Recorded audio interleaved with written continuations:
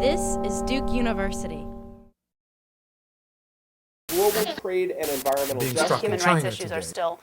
The term Ubuntu. The Alien and Sedition Acts. Is making inferential discovery. The importance of an archive. The John Hope Franklin Center. With some further ado, I want to tell you a very brief story. So this is not in the planned presentation because it only happened to me yesterday as I was coming through immigration into the US. I was, of course, spoken to by the immigration officer who wanted to know why I was coming into the US. So I said I was coming to give a seminar. And what was the seminar on, he asked. So I said, Internationalization of the curriculum. He said, well, what's that? And I said, well, it's about making students more globally aware. It's about helping them to develop their intercultural competence. It's about, he said, I'm still not with you. And I said, well, you know, when people study abroad or go on exchange, they do develop a broader mindset. So it's about maybe helping all students to do that without necessarily travelling. In my context, that's what we see it as being about. That's deep, he said.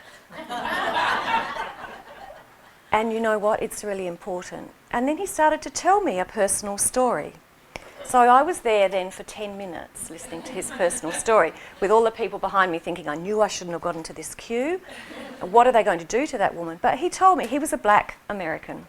He said he was born in the same year as me, so he was about 30. And he'd been in, when he was 30 himself, he actually travelled to the Philippines to work as a member of in the armed forces. And he said it wasn't until then that he actually realised that he was American, that he realised what it was to be American, and that he reflected on some of the ironies of life, in that there he was in the Philippines being praised and thanked for going into that country and assisting as an American, when at that time in his own country there were places that he wasn't able to travel freely in and things that he wasn't able to do.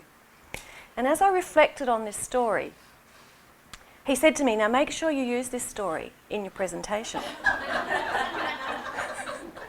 Because this is a really important story and this is a really important thing you're doing, and welcome and on your way.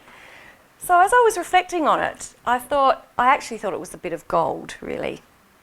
I thought, what does it tell us? I think it tells us the value of experience, and it tells us that study abroad and exchange is not the only way to gain that experience, but that experience is a very valuable teacher.